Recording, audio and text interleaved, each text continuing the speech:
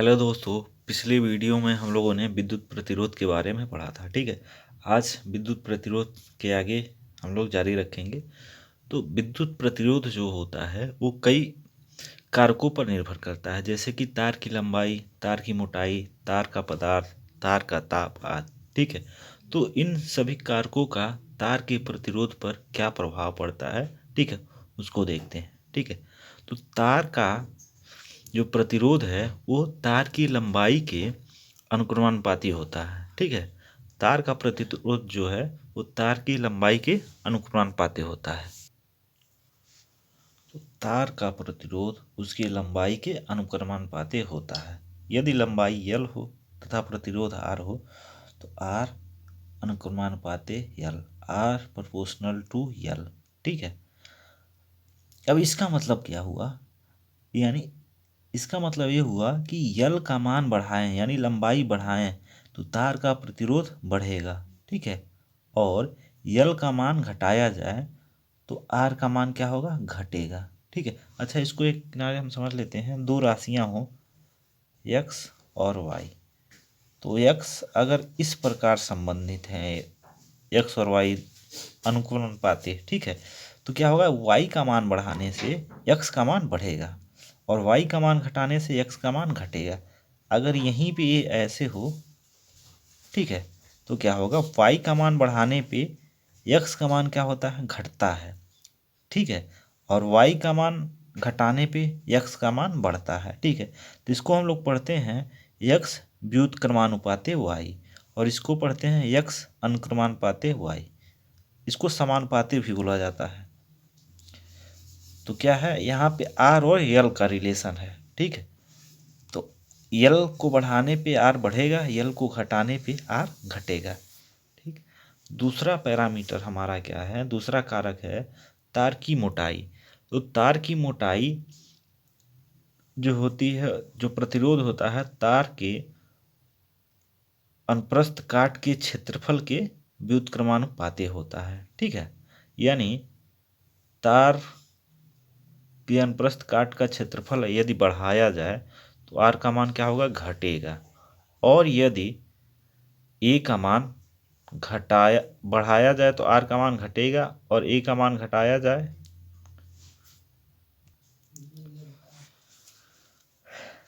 तो किसी तार का प्रतिरोध उसके अनुप्रस्थ काट के क्षेत्रफल के व्युत्क्रमानुपाती होता है। ठीक है, तो यहाँ जो अनुप्रस्थ काट का क्षेत्रफल है वो दरअसल किसको दर्शा रहा है, तार की मोटाई को दर्शा रहा है। ठीक, तो इसको ये क्या है, आर व्युत्क्रमानुपाती ए, या फिर इसको पढ़ेंगे इंग्लिश में R is inversely proportional to ए।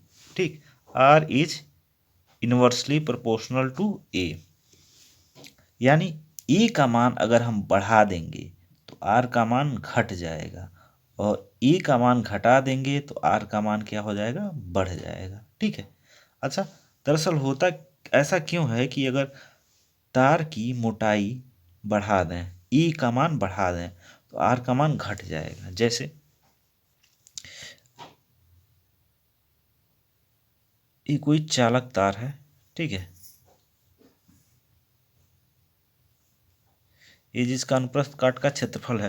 अब इससे क्या हो रहे होंगे, इलेक्ट्रॉन बह रहे होंगे। ठीक है, और वहीं पे एक और है।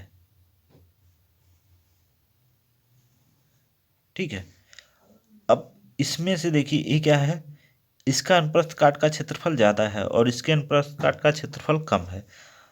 अब इलेक्ट्रॉनों का प्रवाह इसमें ज़्यादा होगा, इसमें ज़्यादा इलेक्ट्रॉनों का प्रवाह होगा। ठीक है, और इसमें क्या होगा, कम इलेक्ट्रॉनों का प्रवाह होगा। तो ज़्यादा इलेक्ट्रॉनों के प्रवाह की वजह से क्या होता है, इसका प्रतिरोध क्या होता है, कम हो जाता है। जबकि इसमें इलेक्ट्रॉनों का प्रवाह इसकी अपेक्षा क्या है, कम है, तो इसकी वजह से इसका प्रतिरोध क्या होगा, इसका प्रतिरोध इसकी अपेक्षा ज़्यादा होगा और इसका प्रतिरोध कम होगा। ठीक,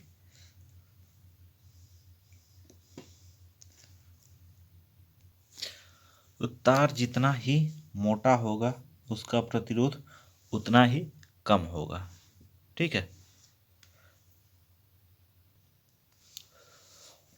अगर पदार्थ बदल दिया जाए तो प्रतिरोध भी क्या होगा, बदल जाएगा। कहने का मतलब यदि समान लंबाई और समान मोटाई के ही तार हों लेकिन वो अलग अलग पदार्थों के बने हों तो उनके प्रतिरोध भी क्या होंगे, अलग अलग ही होंगे, भिन्न भिन्न होंगे। अब जैसे हमारे पास एक प्रतिरोध ये है, ठीक है, इसकी लंबाई L है, अनुप्रस्थ काट का क्षेत्रफल A है।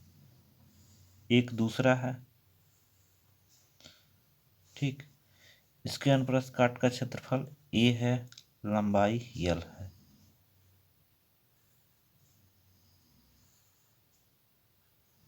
ठीक, यहाँ पे L है और यहाँ पे E है। ठीक, अब इसका प्रतिरोध क्या है, R1 है और इसका R2 और इसका प्रतिरोध R3। अभी कह रहा है ये प्रतिरोध क्या होंगे, अलग अलग होंगे, भिन्न भिन्न होंगे, इन तीनों का प्रतिरोध सेम नहीं होगा। क्या, यहाँ देखिए, जबकि पैरामीटर लंबाई क्या है, लंबाई तीनों की सेम है, अनुप्रस्थ काट का क्षेत्रफल भी क्या है, अलग अलग है। अगर हम देखें R बराबर रो L अपान ए, ठीक है, तो L सबके लिए सेम है, ए सबके लिए सेम है, ठीक है, लेकिन फिर भी R का मान अलग अलग होगा। क्यों, क्योंकि R का मान पदार्थ पर भी निर्भर करता है, ठीक है, तो अलग अलग पदार्थों के लिए रो का मान क्या होता है, अलग अलग होता है। ठीक, अभी रो पे हम लोग आएंगे, ठीक है, रो क्या होता है आगे आने वाले टॉपिक में आएगा। ठीक, रो क्या होता है, दरअसल विशिष्ट प्रतिरोध होता है। ठीक, तो यहाँ पे क्या होगा,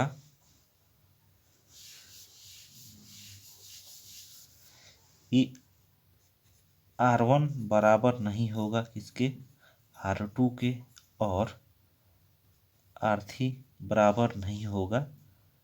देखो, R1 R2 और R3 क्या होंगे, आपस में बराबर नहीं होंगे। ये कब कंडीशन है, जब तीनों तारों की लंबाई बराबर हो, अनुप्रस्थ काट का क्षेत्रफल भी क्या हो, बराबर हो, लेकिन तीनों के पदार्थ क्या हो, अलग अलग हो। जैसे ये मान लीजिए क्या हो, कापर हो, ये क्या हो, एल्युमिनियम हो, ठीक, और ये क्या हो, स्टील हो, ठीक है, तो तीनों का प्रतिरोध क्या होगा, अलग अलग होगा।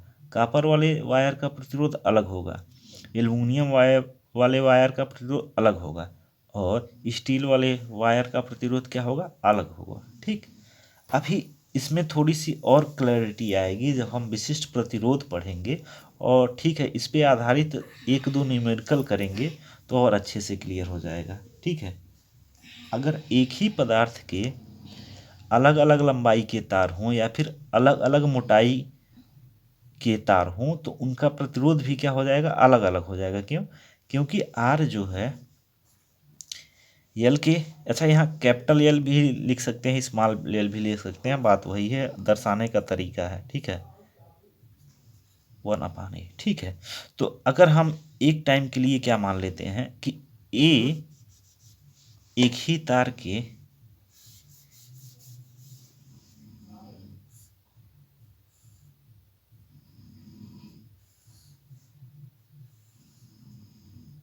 ठीक है, अब एक ही तार है लेकिन लंबाई क्या है, अलग अलग है। ठीक है, तो लेकिन इनका अनुप्रस्थ काट का क्षेत्रफल क्या है, सेम है। ठीक है, तो अनुप्रस्थ काट का क्षेत्रफल सेम है तो उसका कोई प्रभाव तो पड़ेगा नहीं प्रतिरोध पे। जो पड़ रहा है किसकी वजह से, लंबाई की वजह से पड़ रहा है।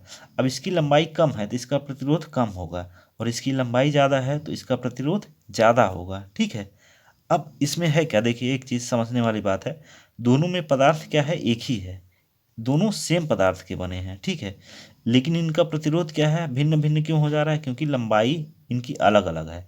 तो एक ही तार के बने हुए पदार्थों में भी अलग, तारों में भी अलग अलग प्रतिरोध देखने को मिल सकता है, अगर उनकी लंबाई क्या हो, अलग अलग हो, या फिर अनुप्रस्थ काट का क्षेत्रफल क्या हो, अलग अलग हो। लेकिन इस केस में क्या है, लंबाई और अनुप्रस्थ काट का क्षेत्रफल तो सेम है लेकिन पदार्थ क्या है, अलग अलग है, तो उस वजह से भी क्या हो जाएगा, यहाँ पे ये जो प्रतिरोध हैं तीनों के बराबर नहीं होंगे, अलग अलग होंगे, भिन्न भिन्न होंगे।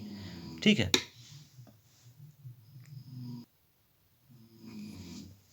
यदि तार का ताप हम बढ़ा दें तो तार का प्रतिरोध क्या होता है, बढ़ जाता है। खास करके धात्विक चालक जो होते हैं उनका अगर ताप हम बढ़ा दें तो उनका प्रतिरोध क्या हो जाएगा, बढ़ जाएगा। ठीक है, कापर का तार हो, एल्युमिनियम का तार हो, ठीक है, तो अगर इसका प्रतिरोध बढ़ा दें तो क्या होगा, सॉरी, इसका अगर ताप बढ़ा दें तो इसका प्रतिरोध क्या हो जाएगा, बढ़ जाएगा। ठीक है। अच्छा, लेकिन सेमीकंडक्टर जो होते हैं, अर्धचालक होते हैं, इसमें केस अलग होता है। ताप बढ़ा देने से उनका प्रतिरोध क्या हो जाता है, कम हो जाता है। ठीक है। वहाँ पे सेमीकंडक्टर की कंडीशन में ताप बढ़ाने पे प्रतिरोध क्या हो जाता है, कम हो जाता है। खैर, वो आप लोगों के सिलेबस से अलग है, कोर्स से अलग है, 12th में जाके पढ़ने को मिलेगा सेमीकंडक्टर्स के बारे में। ठीक। तो अब हम दो पॉइंट रिकॉल करते हैं। R proportional to L, R जो है एल के अनुक्रमानुपाती है, और आर जो है ए के व्युत्क्रमानुपाती है। इन दोनों को एक साथ करते हैं, आर जो हो जाएगा, R is proportional to L upon A. ठीक है। अब यहाँ पे जो अनुक्रमानुपाती का चिन्ह है इसको हटाएंगे, हम बराबर का चिन्ह रखेंगे। अब बराबर का चिन्ह रखेंगे तो हम यहाँ पे क्या रखते हैं, एक नियतांक रखते हैं। ठीक है। तो ए हो गया, फार्मूला बना। आर बराबर मिला हमको एक संबंध, आर बराबर रो एल अपान ए। ठीक है। रो क्या है यहाँ पे, रो एक नियतांक है। रो एक क्या है, नियतांक है, जिसे पदार्थ का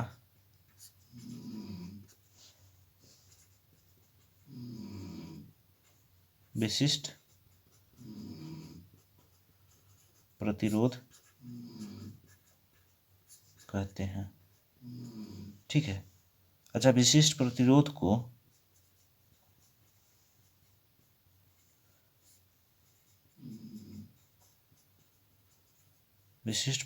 को प्रतिरोधकता भी कहा जाता है।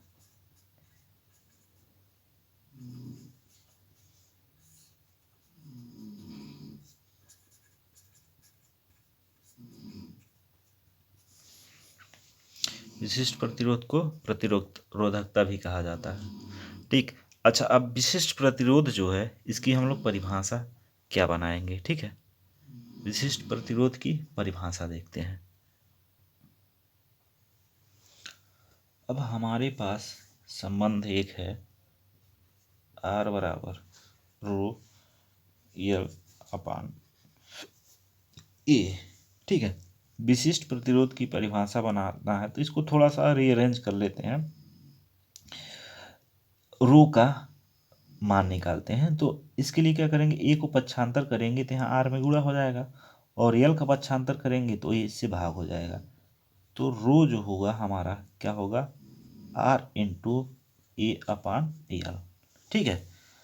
अब देखिए, इस फार्मूले में रो के लिए जो संबंध निकला उसमें ए बराबर हम लोग रख देते हैं क्या, 1 मीटर स्क्वायर, क्योंकि ए क्या है, क्षेत्रफल है, और यल क्या है, 1 मीटर, क्योंकि यल लंबाई है।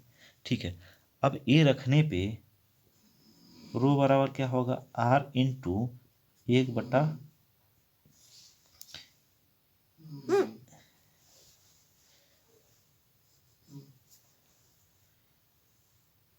1/1, यानी रो का मान किसके बराबर आ गया, आर के। ठीक है। रो का मान क्या हो गया, आर के बराबर हो गया। रो का मान आर के बराबर कब हो रहा है, जब हम लंबाई 1 मीटर ले रहे हैं और अनुप्रस्थ काट का क्षेत्रफल 1 मीटर स्क्वायर ले रहे हैं। तो यहाँ से परिभाषा क्या बनेगी, किसी पदार्थ का विशिष्ट प्रतिरोध उस पदार्थ के 1 मीटर लंबे तथा 1 वर्ग मीटर अनुप्रस्थ काट के क्षेत्रफल वाले तार के प्रतिरोध के बराबर होता है। ठीक है। इसको लिख लेते हैं फिर। तो किसी पदार्थ का विशिष्ट प्रतिरोध उस पदार्थ के 1 मीटर लंबे तथा 1 वर्ग मीटर अनुप्रस्थ काट के क्षेत्रफल वाले तार के प्रतिरोध के बराबर होता है। ठीक है। विशिष्ट प्रतिरोध जो होता है वो पदार्थ पर निर्भर करता है। ठीक है। विशिष्ट प्रतिरोध का मान पदार्थ पर निर्भर करता है। ठीक है। अब एक ही पदार्थ के जितने भी तार होंगे, जितने भी वायर बने होंगे, सबके लिए रो का मान यानी विशिष्ट प्रतिरोध का मान सेम होगा, भले उनकी लंबाई अलग अलग हो। उनके अनुप्रस्थ काट का क्षेत्रफल अलग अलग हो, लेकिन रो का मान सबके लिए क्या होगा, सेम होगा। ठीक है, लेकिन अलग अलग पदार्थों के लिए रो का मान क्या होगा, अलग अलग होगा। कॉपर के लिए रो का मान अलग होगा, एल्युमिनियम के लिए रो का मान अलग होगा। ठीक है, लेकिन कॉपर के जितने भी तार बनेंगे सबके लिए रो का मान क्या होगा, सेम होगा, भले ही उनकी लंबाई कुछ भी हो, अनुप्रस्थ काट का क्षेत्रफल कुछ भी हो। ठीक, तो विशिष्ट प्रतिरोध का मान तार के पदार्थ पर निर्भर करता है। एक ही पदार्थ के सभी तारों के लिए विशिष्ट प्रतिरोध का मान समान होगा। ठीक है, जैसे एल्युमिनियम के जितने भी तार होंगे, ठीक है, उन सभी के लिए विशिष्ट प्रतिरोध का मान क्या होगा, सेम होगा, समान होगा। ठीक है, कॉपर के जितने भी तार होंगे सबके लिए, ठीक है, विशिष्ट प्रतिरोध का मान सेम होगा, बराबर होगा। लेकिन कॉपर के तार के लिए और एल्युमिनियम के तार के लिए जो विशिष्ट प्रतिरोध के मान होंगे क्या होंगे, अलग अलग होंगे। ठीक है, तो भिन्न भिन्न पदार्थों के लिए विशिष्ट प्रतिरोध का मान क्या होता है, भिन्न भिन्न होता है, अलग अलग होता है।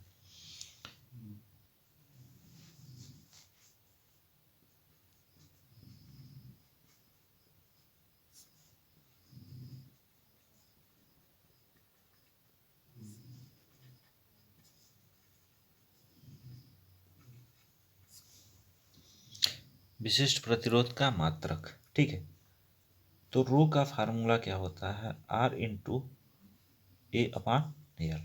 ठीक है, तो रो का मात्रक क्या हो जाएगा, रो का मात्रक बराबर R का मात्रक गुणे ए का मात्रक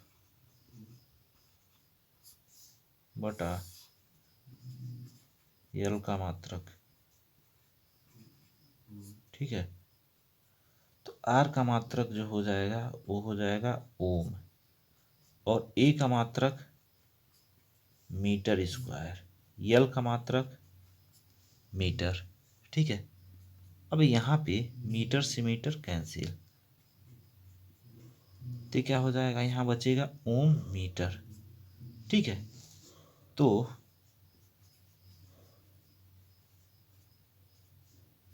विशिष्ट प्रतिरोध का जो मात्रक होगा,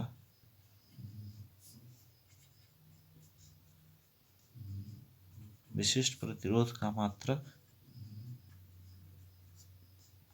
ओम मीटर होता है।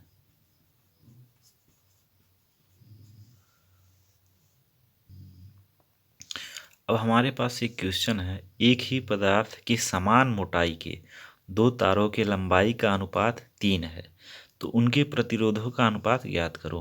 यदि पहले तार का प्रतिरोध 12 ओम हो तो दूसरे तार का प्रतिरोध क्या होगा। ठीक है, अब देखते हैं। ठीक है, पहले तार के लिए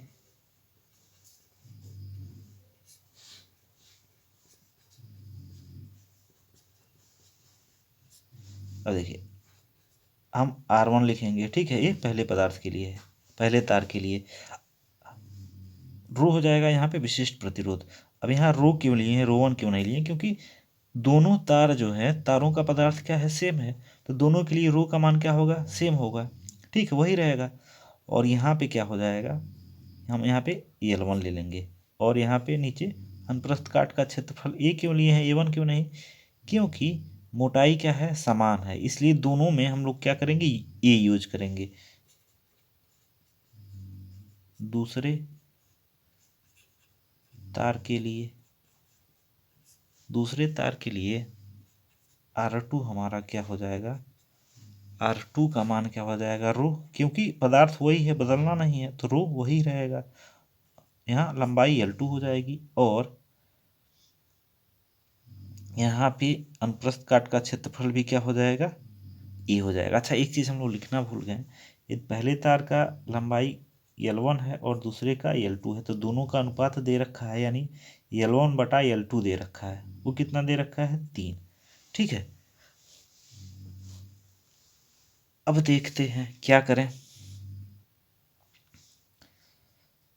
R1 बटे R2 कर लेते हैं। ठीक है, R1 में R1 बटा R2 कर लेते हैं। ठीक, यानी इस वाले समीकरण में दूसरे वाले समीकरण, ये पहला समीकरण है, ये दूसरा हो गया, तो पहले समीकरण में दूसरे समीकरण से क्या कर देते हैं, भाग कर देते हैं। ठीक है, तो ये ऊपर क्या हो जाएगा, रो L1 अपान ए बटा रो L2 अपान ए। ठीक है, अच्छा अब क्या करेंगे, अब यहाँ पे दो भिन्नों का अनुपात हमारे पास मिल रहा है। ठीक है, ये क्या हो गया, ऊपर वाला एक भिन्न हो गया, नीचे वाला एक भिन्न हो गया। तो इसको अब कैसे सॉल्व करेंगे, तो ये R1 बटा R2 हो गया। क्या करते हैं, पहला भिन्न ऊपर वाला जो भिन्न है उसको ऐसे ही लिख लेते हैं, रो L1 अपान ए गुड़े जो नीचे वाला भिन्न है इसको पलट करके लिख देंगे। तो ये क्या हो जाएगा, रो ए इंटू रो L2। अब ए से ए खल्लास हो जाएगा। ठीक है, रो से रो खल्लास हो जाएगा, बचेगा क्या, R1 अपान R2 बराबर L1 अपान L2। अब हमको प्रश्न में दे रखा है L1 अपान L2 का अनुपात क्या है, 3 है, इसलिए R1 अपान R2 का मान क्या आ जाएगा, 3 आ जाएगा। ठीक है, यहाँ पे क्या लिखेंगे, L1 अपान L2 बराबर 3 रखने पर। ठीक है, अब कह रहा है कि R1 का मान क्या हो, 12 हो। ठीक है, पहले प्रतिरोध यानी R1 क्या है, 12 ओम। ठीक है, अब ये जो संबंध मिला है इसमें रख लेते हैं। ठीक, अच्छा ये हमको एक रिजल्ट प्राप्त करना था, तो इसको क्या किए हम डब्बे में बंद कर दिए। ठीक है, अब यहाँ पे इसी में क्या करेंगे, R1 बराबर 12 ओम रख देंगे, तो ये 12 बटे R2 हो गया और इधर क्या हो गया, 3। अब R2 का मान निकालना है तो क्या करेंगे, ये 12 बराबर 3R3, ये पक्षांतर हो जाएगा, 12/3 बराबर R3। मान निकालेंगे तो ये 3 से 12 कट गया 4 बार में, यानी 4 बराबर R या फिर R बराबर 4 ओम। सॉरी यहाँ पे क्या होगा, R2 होगा, यहाँ पे R2, यहाँ पे R2 का मान क्या आ जाएगा, 4 ओम आ जाएगा। ठीक है, तो प्रश्न में हमको पूछा था दोनों प्रतिरोधों का अनुपात, उनके प्रतिरोधों का अनुपात पूछा था, यानी R1 बटा R2 पूछा था। दे क्या रखा था कि दोनों तार जो हैं एक ही पदार्थ के बने हैं, दोनों तार जब एक ही पदार्थ के बने हैं तो उनके लिए रो का मान क्या होगा, एक ही होगा। ठीक है, समान होगा, और बोला था समान मोटाई, यानी दोनों के अनुप्रस्थ काट का क्षेत्रफल यानी ए क्या होगा, समान होगा।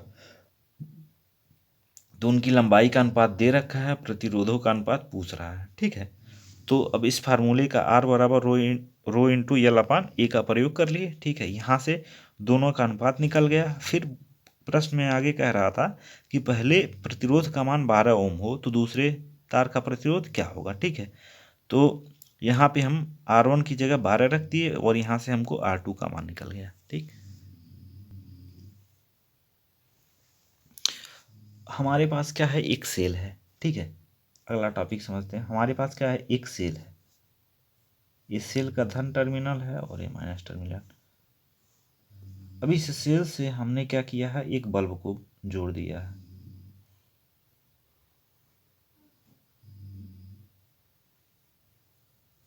ठीक, बल्ब को जोड़ दिया है और यहाँ पे क्या किया हमने, कुंजी बंद कर दी है। कुंजी एक प्लग की तरह होता है जिसको बंद करने से परिपथ पूरा हो जाएगा। आगे जब मैं सिंबल पढ़ाऊंगा परिपथ में क्या क्या प्रतीक होते हैं किस किस डिवाइस के लिए, तो उसमें देखेंगे। ठीक है, अब क्या है, जैसे ही सेल से जोड़ देंगे हम लोग, क्या होगा, इसमें विद्युत धारा बहने लगेगी। विद्युत धारा बहने लगेगी तो ये बल्ब भी क्या होगा, जलने लगेगा। अब विद्युत धारा बहने का मतलब क्या होता है, आवेश का प्रवाह, यानी आवेश एक जगह से दूसरी जगह जाएगा। ठीक है, तो जब सेल से जुड़ जाएगा तो आवेश क्या होगा, इस पूरे परिपथ में क्या होगा, बहने लगेगा। ठीक है, आवेश पूरे परिपथ में बहने लगेगा। ठीक है, अच्छा आवेश के बहने के लिए जो ऊर्जा होगी वो कहाँ से मिलेगी, सेल से मिलेगी। ठीक है, आवेश जो एक जगह से दूसरे जगह प्रवाहित हो रहा है उसके लिए ऊर्जा कहाँ से मिल रही है, सेल द्वारा मिल रही है। ठीक है, तो अब क्या है, कि अगर Q कूलाम आवेश, ठीक है, इस पूरे परिपथ में प्रवाहित हो रहा है और उसके लिए W जूल, ठीक है, W जूल क्या हो, ऊर्जा दी जाए सेल द्वारा, कितनी ऊर्जा दी जाए, W जूल, ठीक है। तो W/Q का जो रेशियो होता है, ठीक, उससे हमको एक टर्म मिलता है जो सेल से संबंधित एक सेल का गुण मिलता है जिसको ई से दर्शाते हैं। और ई क्या होता है, विद्युत वाहक बल होता है। क्या होता है, ई क्या होता है, विद्युत वाहक बल होता है, ठीक है। इसको थोड़ा एक स्टेटमेंट से हम लोग लिख लेते हैं कि यदि Q कूलाम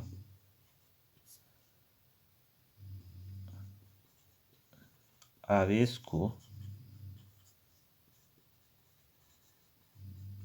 संपूर्ण परिपथ में प्रवाहित करने में W जूल कार्य करना पड़े तो ई को हम लोग बोलते हैं विद्युत वाहक बल, ठीक है। ई बराबर क्या हो जाएगा, W/Q, ठीक है। ई हमको एक यहाँ टर्म मिला, क्या, विद्युत वाहक बल, ठीक है। अच्छा, इसी फार्मूले में यदि मैं Q बराबर 1 कूलाम रख देता हूँ, ठीक है, ई बराबर अगर 1 कूलाम रखूँ Q बराबर, तो ई का मान क्या हो जाएगा, W/1, ई का मान आ जाएगा W के बराबर। किसके बराबर आ जाएगा, W के बराबर। तो अब हमको विद्युत वाहक बल की परिभाषा बनानी हो तो क्या है, यहाँ पर विद्युत वाहक बल किसके बराबर आ गया, कार्य के बराबर या फिर ऊर्जा के बराबर आ गया। ये ऊर्जा कौन, वही जो परिपथ में Q कूलाम आवेश यानी आवेश को प्रवाहित करने में क्या किया गया, व्यय किया गया। यदि Q बराबर 1 कूलाम रख दिया जाए, ठीक है, तो E का मान W के बराबर आ गया, ठीक है। तो विद्युत वाहक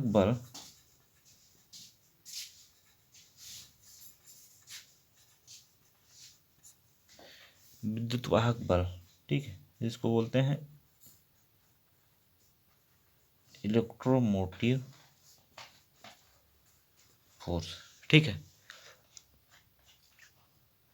तो इसकी परिभाषा बनेगी, 1 कूलाम आवेश को संपूर्ण परिपथ में प्रवाहित करने के लिए सेल द्वारा दी गई ऊर्जा उस सेल का क्या कहलाता है, विद्युत वाहक बल कहलाता है, ठीक है। 1 कूलाम आवेश को संपूर्ण परिपथ में प्रवाहित करने के लिए सेल द्वारा दी गई ऊर्जा सेल का विद्युत वाहक बल कहलाता है, ठीक। तो संपूर्ण परिपथ में 1 कूलाम आवेश प्रवाहित होने के लिए सेल से जो ऊर्जा प्राप्त होती है उसे सेल का विद्युत वाहक बल कहते हैं। इसका मात्रक जूल प्रति कूलाम या फिर वोल्ट होता है। अच्छा, ये फार्मूला देखने के बाद लग रहा होगा कि इसको तो कहीं ना कहीं दिखेला लगता है, ठीक है। ये फार्मूला जब हम लोग पढ़े थे विद्युत विभव तथा विद्युत विभवांतर, तब वहाँ पे V बराबर W/Q आया था, ठीक है। और यहाँ पे, ठीक है, E बराबर W/Q है, ठीक है। तो दोनों दरअसल एक जैसी राशियां हैं लेकिन थोड़ा सा डिफरेंट है ये, क्योंकि एक सेल के लिए परिभाषित किया गया है, ठीक।